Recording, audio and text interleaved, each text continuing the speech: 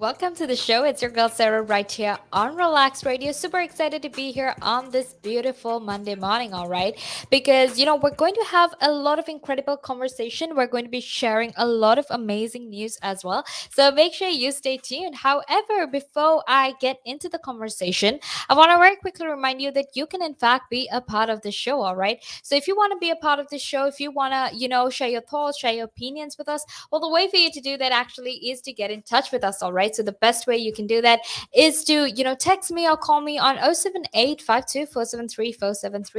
right? Which is a number that is available down below. So don't forget to do that because obviously I would love to hear the very latest from you. I would love to hear whatever it is that you're saying, whatever it is that you're feeling, all right? However, I want to very quickly get into our conversation.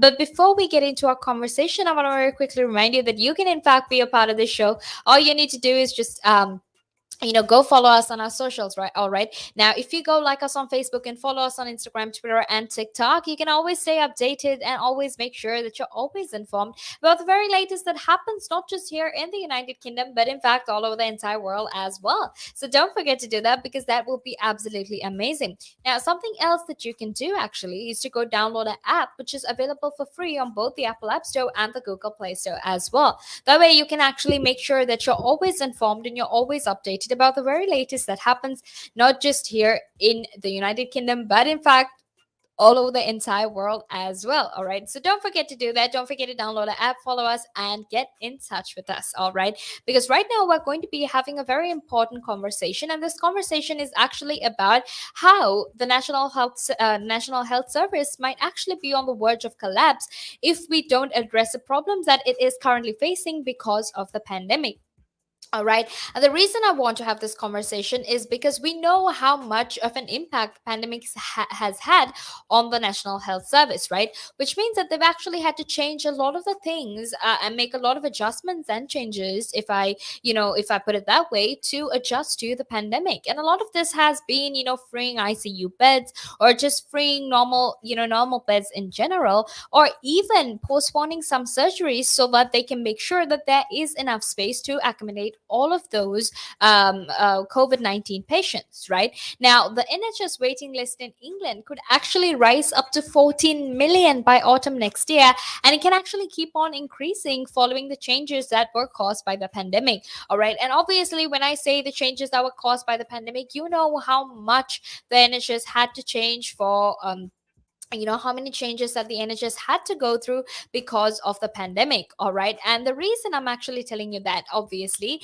is because it's important for us to keep that in mind so that we can understand what exactly is causing so much problems here in the United Kingdom for the NHS, right? So like I said, now the Institute of Fiscal Studies actually did this model. They created this model in an effort to show the potential scale of the waiting list that could challenge the National Health Service, right? And it had actually warned that if millions of people who didn't receive care during the pandemic return to the health service for medical attention, what that's going to mean is that the number joining the waiting list could actually outstrip the number being treated. All right, which means that there could be more people in the waiting list than there are actual patients in the hospital being treated. Right now, before I discuss this any further, I also want to very quickly bring the situation in Scotland, right? Where especially in terms of cancer treatment, in terms of cancer detection, there were a lot of patients who couldn't get themselves screened because of the pandemic, right? Because all of these screening places were shut down, but also because of the fact that in addition to that being shut down, they also had to accommodate other needs of COVID-19 patients, right? And we saw how the list, in fact, increased for all those people in Scotland. So imagine here in the UK how that could, in fact, change, right? Because we're talking about millions and millions of people, right? And the truth is, if we don't really address it, if we don't make allowances from the budget to address this problem and also make sure that we can get many nurses, many doctors, and many healthcare professionals as much as we possibly can, then we might actually have a chance of dealing with this problem. We might actually have a way of adapting to the way the situation to the way that the situation is right now. All right, so to get back into our conversation now, a total of 5.3 million people were actually awaiting treatment at the end of May this year, right? And this was just this year. And that actually marked the highest number since records began in August 2007, rather, because hospitals have been admitting more and more patients. However, the biggest number was obviously this year, when they realized, or when they looked at the list, and then they realized, look, oh my gosh, these lists are quite large because of the way that healthcare has actually sort of been postponed because they've had to make space for COVID-19 patients in England. Right now, NHS England's new chief executive, who happens to be Amanda Pritchard, has actually acknowledged that among the pressure the NHS focuses, or among the pressures that the NHS is facing right now, it is actually focusing on tackling the waiting times that have inevitably built up over the COVID pandemic. All right, because those waiting times are huge and those waiting lists are quite large, right? So that's important to keep in mind. However, right now we're going to head into a small break, and after that, we will be back to keep talking more about this. So until then, make sure you stay tuned. And it gives them something to look at, and it makes them laugh. It makes them laugh. So that's why I do it. Oh, and it could be a really good pickup line as well. Ladies who ask, "Hey, excuse me, so why are you wearing something so colorful?" I mean, hey, you can always have something up on your sleeve. I mean, got me thinking. You want to stand out. Why do you want to stand out though so much, especially with these kind of shirts when you're riding? There must be a purpose behind it, right? Well, when you say a purpose, Nick, what I do, I wear the shirts mainly because they're nice and bright. So they make me visible, especially if I'm riding on the road. Okay. That's very important, right? Because you want cars, Very important. And also, like, people see me in, like, calves, and perhaps I shouldn't be saying this on here, I suppose, but in the bar afterwards. All right. And it gives them something to look at, and it makes them laugh. It makes them laugh. So that's why I do it. Oh, and it could be a really good pickup line as well. Ladies who ask, "Hey, excuse me, so why are you wearing something so colorful?" I mean, hey, you can always have something up on your sleeve. I mean, you look like a guy who would do. You know me too well. You know me too well, Nick.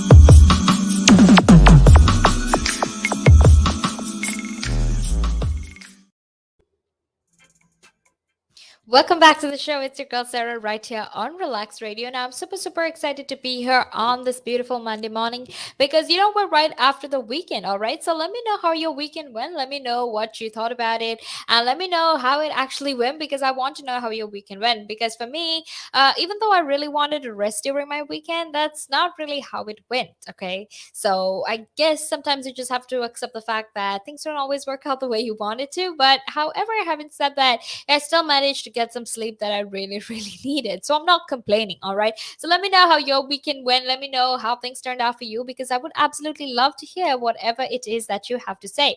All right. So don't forget to do that. Now, before we head back into our conversation, I want to very quickly remind you that you can, in fact, get in touch with us.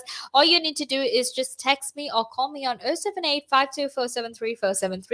share your thoughts with me, share your opinions with me, because I would absolutely love to hear whatever it is that you have to say. All right. So don't forget to do that. And also don't forget to go like us on Facebook and follow us on the rest of our socials, which is Instagram, Twitter, and TikTok. That way you can actually make sure that you're always informed and you're always updated about the very latest. So don't forget to do that.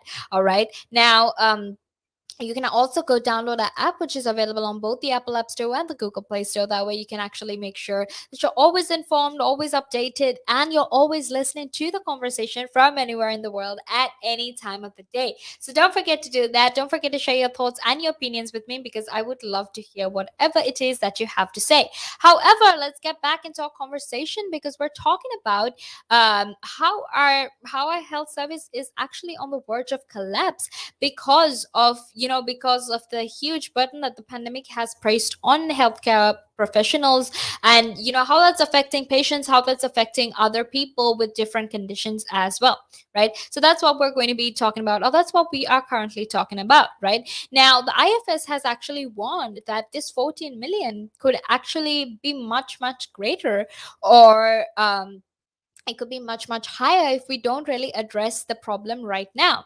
All right, now something else that the IFS has also said is that the number, they basically said that they basically said that by the end of this year it could actually, or rather Sajid Javid actually said that the NHS could actually have much greater waiting list, because right here in England the waiting list could actually rocket to 13 million. And we all know how Amanda Pritchard also said that they're trying to focus on tackling the waiting times that have been built up because of because of the COVID-19 pandemic.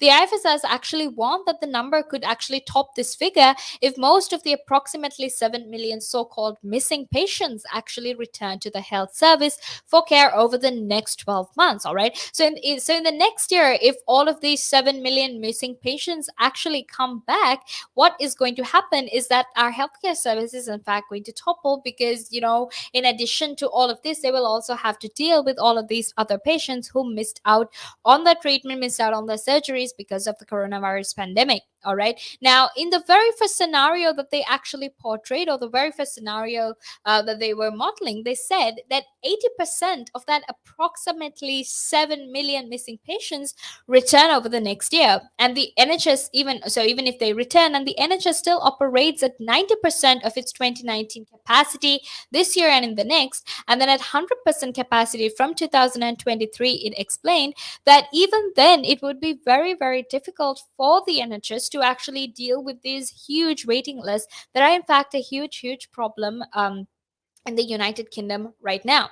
All right, so obviously it is in fact very scary, it is in fact very dangerous as well, and it's honestly, if we don't try to tackle this right now, it can lead to much bigger problems, right? Because the greater the waiting list, the more time it's going to take for newer patients to be diagnosed, for newer patients to get the surgeries that they need, and that will eventually result in their death, right? Which is obviously not something that you want to face, it's not something that you want to be told either. So even in its most optimistic scenario, the number of people that are waiting for treatment would actually rise to over 9 million in 2022 and only return to pre-pandemic levels in 2025. So obviously that is a lot of change that needs to be made. However, right now we're going to head into a small break, and after that we will be back to keep talking more about this. So obviously until then, make sure that you stay tuned. The valuations that you place on an asset are always behind you. It's always in hindsight. It's never in front of you. And that's one of the challenges, right? Because you're always valuing what happened yesterday, and what you need is what's going to happen tomorrow. What am I saving or investing for? Why am I doing it? When will I need the money? And how much money do I need? Yeah. So that's quite important, because when you're looking at your net worth, you've got to start with